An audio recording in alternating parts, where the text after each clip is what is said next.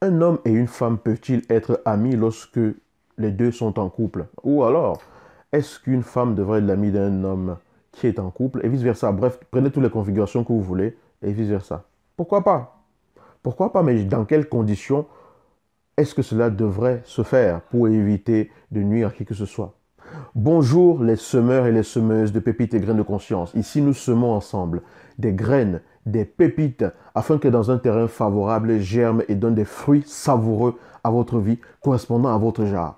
Je suis simplement un semeur. Je ne suis pas un faiseur de vie. Je ne suis pas un exemple absolu à suivre. Je ne détiens pas la vérité absolue. Je vous partage simplement des graines et on va voir si elles germent dans votre vie.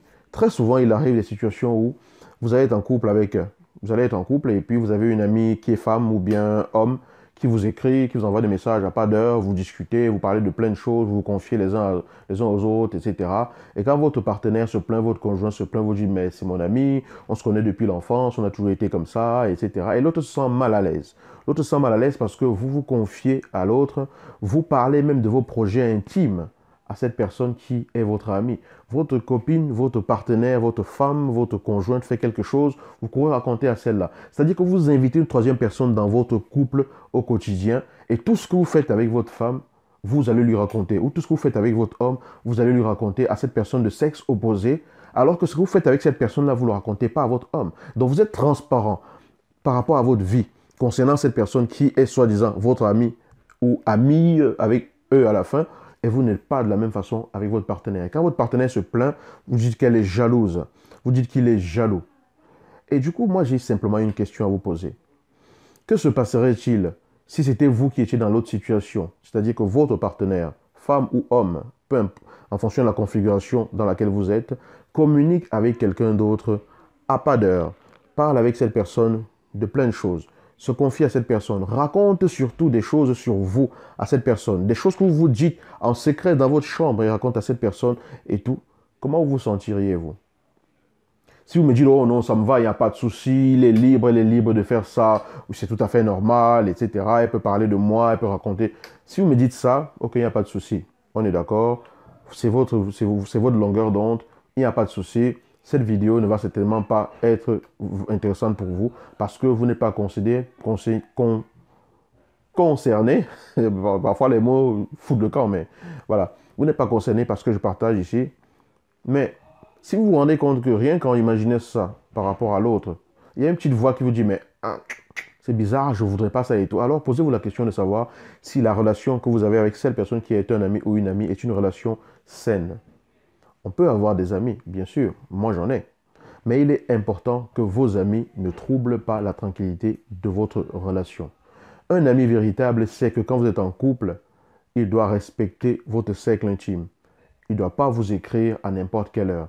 Il ne doit pas venir s'incruster. Il ne doit même pas chercher à savoir forcément ce qui se passe toujours entre vous pour aller peut-être le raconter ou juste pour discuter. Il peut savoir ce qui se passe entre vous si vous êtes mal et que vous avez besoin de vous confier, de parler et que cette personne sait vous écouter et vous donner des conseils sans chercher à discréditer votre partenaire. Un ami qui cherche à discréditer votre partenaire ou une amie qui cherche à discréditer votre partenaire systématiquement, même lorsque celui-ci n'a rien fait, il faut se poser des questions. Donc, où en êtes-vous par rapport à cette situation? Est-ce que vous permettez que chacun, ou alors, est-ce que vous, à chaque bobo ou à chaque situation, vous allez tout raconter? Votre ami devrait respecter votre cercle intime. À partir du moment où vous avez choisi une personne pour avancer, cet ami-là doit comprendre que non, ils ont besoin de leur cercle intime. Ils ont leur cercle intime dans lequel je ne dois pas rentrer. Et vous ne devez pas donner accès à cette personne-là n'importe comment dans votre cercle intime. Besoin de parler, ok, pourquoi pas. Mais systématiquement tout raconter à cet ami-là et que cet ami, que c'était comme si c'était vous, votre ami, contre votre partenaire, là, ça devient un peu bizarre parce que c'est des choses que l'on voit.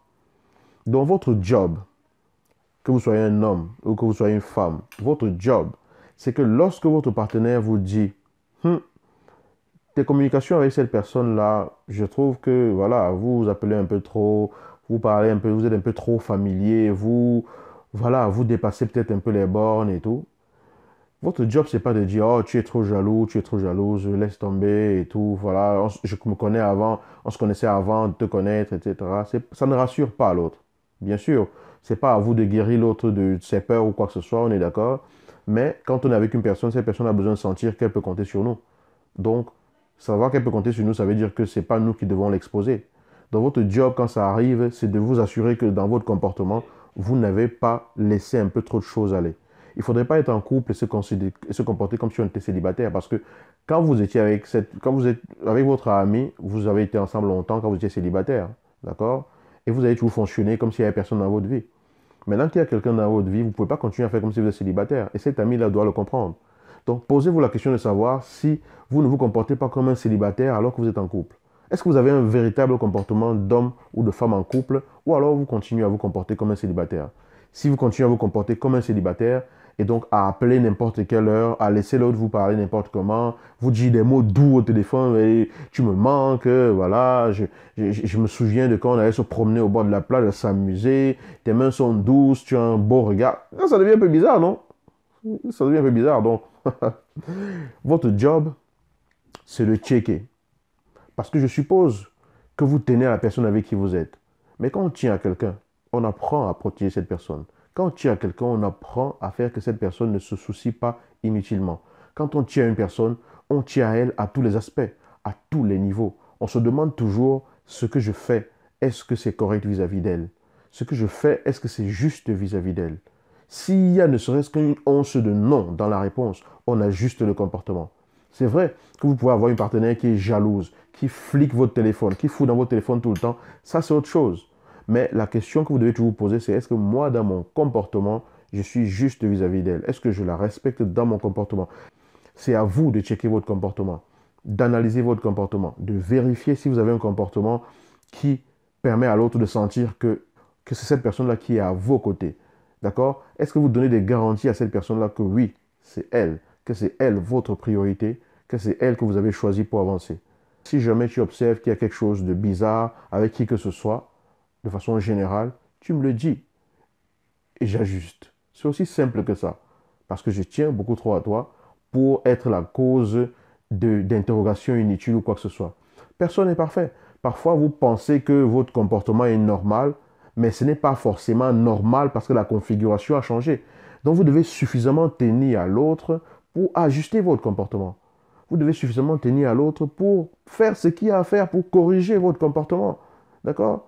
Voilà. Ça, c'est hormis les extrêmes où vous êtes avec quelqu'un qui est totalement en insécurité, qui se projette sur vous. Ça, c'est un autre débat.